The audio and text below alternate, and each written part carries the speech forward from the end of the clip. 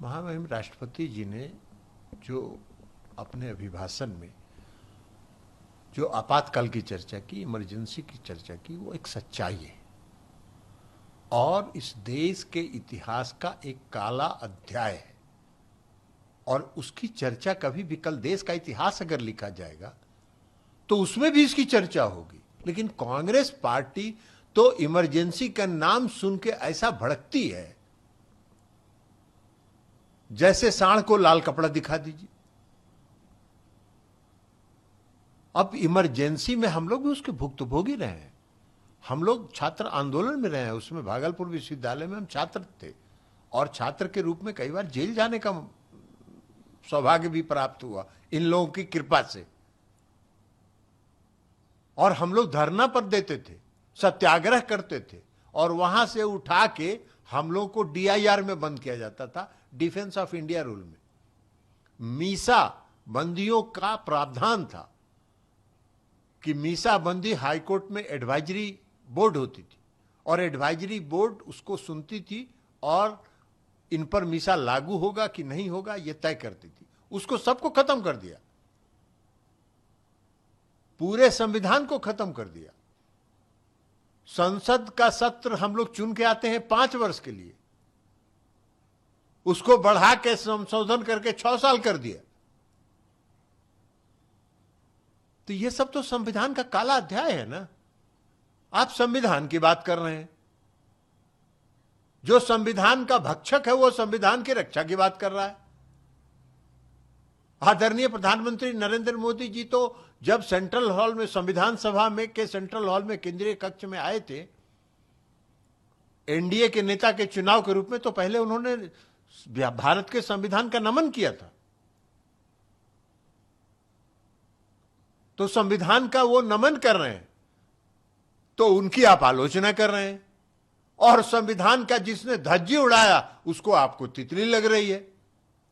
तो इनको तितली लगेगी, जब भी इमरजेंसी का नाम ये सुनेंगे इनको तितली लगेगी। लेकिन वह सच्चाई है, इस देश के इतिहास की एक सच्चाई है, वह इस देश के इतिहास का एक काला अध्याय है जिसकी चर्चा आने वाले समय में जो पीढ़ी है वो भी इसको पढ़ेगी और देश का इतिहास जब लिखा जाएगा उसमें एक काला अध्याय के रूप में पूरे इमरजेंसी के दौर को लिखा जाएगा।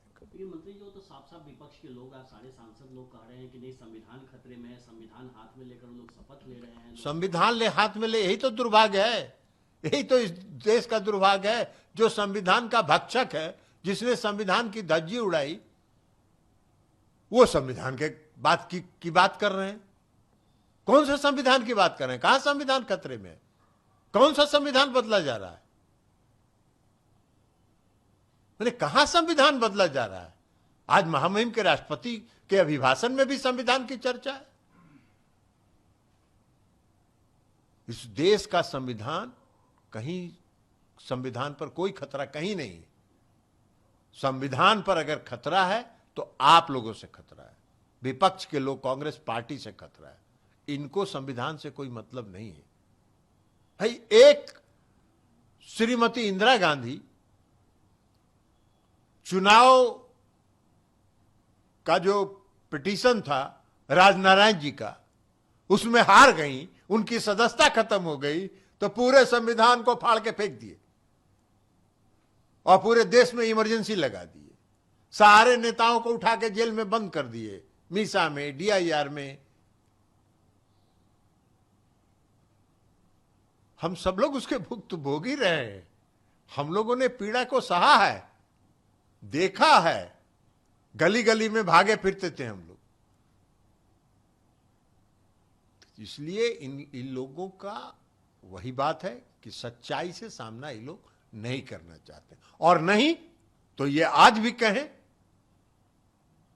कि देश में जो इमरजेंसी लागू हुआ था 1975 में, वो सही कदम था। ये कहिए, आलोचना क्यों कर रहे हैं? भाई, जो सच्चाई है वो या तो सच्चाई गलत है या सही है, तो आप कहिए कि गलत है या सही है। तो तथ्य रहेगा ना, तथ्य थोड़ी बदल जाएगा आपके विरोध करने से। आपको तो अच्छा लगेगा नहीं, वो तो स्वाभाविक बात है, इसमें कौन खास बात है। ये तो अच्छा आपको किसी भी कीमत पर नहीं लगेगा, लेकिन जो सच्चाई है वो है। महामहिम राष्ट्रपति जी ने जो अपने अभिभाषण में जो आपातकाल की चर्चा की, इमरजेंसी की चर्चा की, वो एक सच्चाई है और इस देश के इतिहास का एक काला अध्याय है। और उसकी चर्चा कभी भी, कल देश का इतिहास अगर लिखा जाएगा तो उसमें भी इसकी चर्चा होगी। लेकिन कांग्रेस पार्टी तो इमरजेंसी का नाम सुन के ऐसा भड़कती है जैसे सांड को लाल कपड़ा दिखा दीजिए। अब इमरजेंसी में हम लोग भी उसके भुक्तभोगी रहे हैं। हम लोग छात्र आंदोलन में रहे हैं, उसमें भागलपुर विश्वविद्यालय में हम छात्र थे और छात्र के रूप में कई बार जेल जाने का सौभाग्य भी प्राप्त हुआ इन लोगों की कृपा से। और हम लोग धरना पर देते थे, सत्याग्रह करते थे और वहां से उठा के हम लोग को DIR में बंद किया जाता था, डिफेंस ऑफ इंडिया रूल में। मीसा बंदियों का प्रावधान था कि मीसा बंदी हाईकोर्ट में एडवाइजरी बोर्ड होती थी और एडवाइजरी बोर्ड उसको सुनती थी और इन पर मीसा लागू होगा कि नहीं होगा यह तय करती थी। उसको सबको खत्म कर दिया, पूरे संविधान को खत्म कर दिया। संसद का सत्र हम लोग चुन के आते हैं 5 वर्ष के लिए, उसको बढ़ा के संशोधन करके 6 साल कर दिया। तो ये सब तो संविधान का काला अध्याय है ना।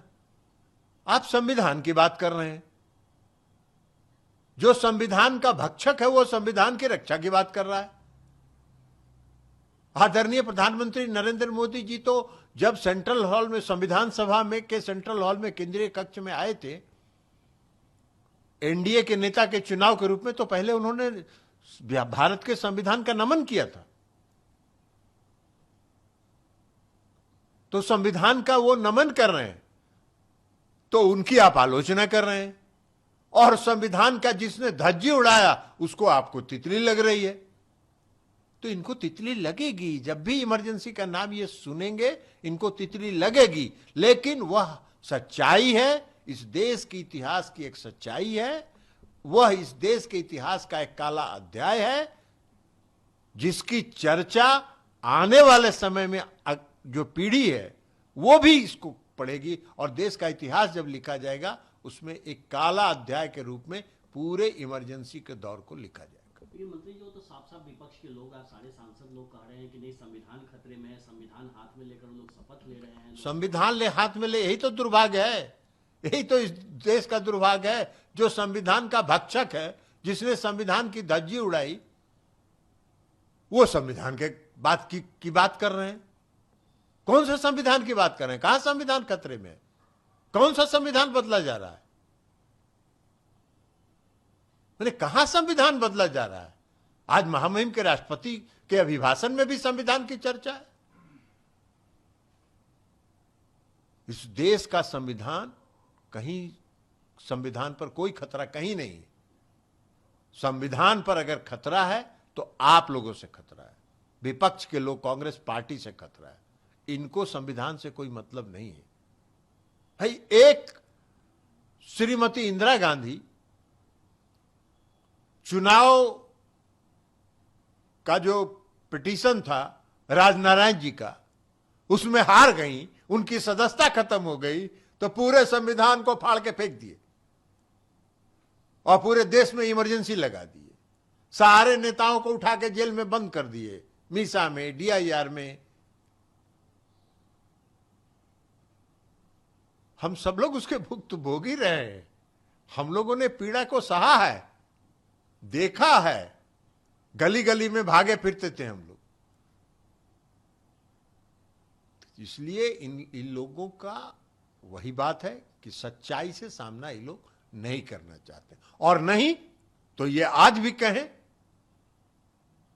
कि देश में जो इमरजेंसी लागू हुआ था 1975 में, वो सही कदम था। ये कहिए, आलोचना क्यों कर रहे हैं? भाई, जो सच्चाई है वो या तो सच्चाई गलत है या सही है, तो आप कहिए कि गलत है या सही है। तो तथ्य रहेगा ना, तथ्य थोड़ी बदल जाएगा आपके विरोध करने से। आपको तो अच्छा लगेगा नहीं, वो तो स्वाभाविक बात है, इसमें कौन खास बात है। ये तो अच्छा आपको किसी भी कीमत पर नहीं लगेगा, लेकिन जो सच्चाई है वो है।